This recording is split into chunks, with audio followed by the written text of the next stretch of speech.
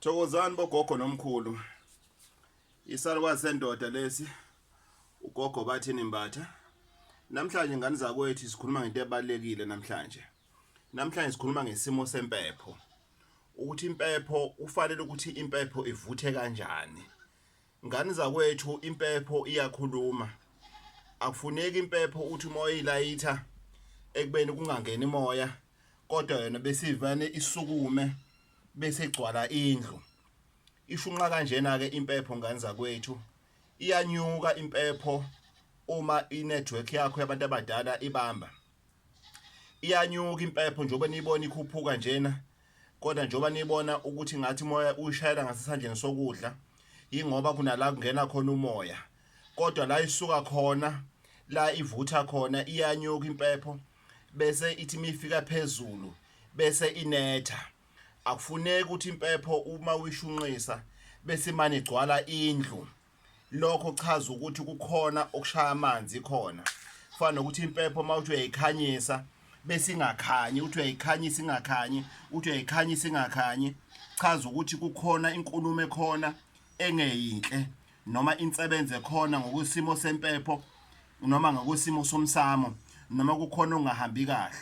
Impepho ke akufuneki ukuthi uyikhulumise uma kunelangabi elishunqayo.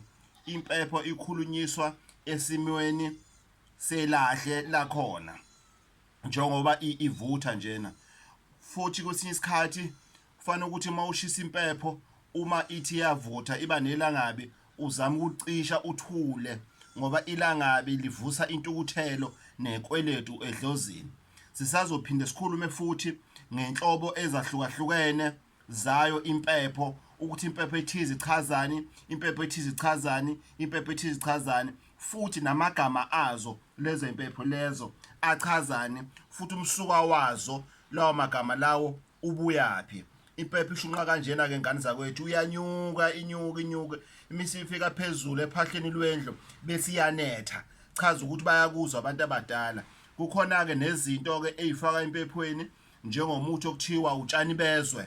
Utshani bezwe empephweni benza ukuthi idala zakho zikuzwe noma kuthiwa ivalwe kanjani kodwa zikwazi ukuthi zikulalele uma ukhuluma nazo. Enye into ebalekile ngani zakwethu umlotha.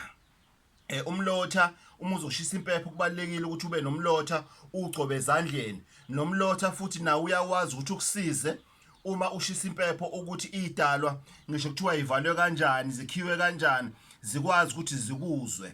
Ngani zakwethu le impepho soloko siyifaka kancane ngoba udaba olude kakhulu ingane zakwethu. Udaba futhi ongafuneki ukuthi silithathe kancane ngani zakwethu. Udaba olujulile ngoba impepho iyona esisebenzisayo kakhulukazi thina amaZulu ukuxhumana nezidalwa, ukuxhumana namakhosi, ukuxhumana nako konke esikholela kukona njengabelaphi bendabuko, njengabantu abamnyama. Nakho ke ngani zakwethu njoba niyibona ishunqa iyenyuka ngani zakwethu iyenyuka izothi misinyukile bese inetha la endlini. Angeke ukhohlele ngisho usuthanda. Hayi kufuneka impepho uthi uyishisa bese manje sikhohlelisa njena okwazi ukuthi ukhona inkinga ekhona. Okunye ngani zakwethu okufanele uqaphele ngempepho umlotha wempepho uyabekwa kona wonke umlotha olahlwayo. Anokuthatha kancane umlotha lokhu nubeke eceleni. Kwesinye isikhathi uma uneyinkinga zamaphupho umlotha lo yilo owusebenzisayo ngani zakwethu kuzinto zakho zizokwazi ukuthi iqhaqheke, kuzinto zakho zizokwazi ukuthi amaphupho akho akwazi ukuthi ebonakale ngendlela efanele. uGogo Bathini Mbatha 083 533 9183. Umsamo siyakwazi ukuthi usulungise suqoqe senze ithi idala zakho zikuzwe, sugeze, suhlambulule.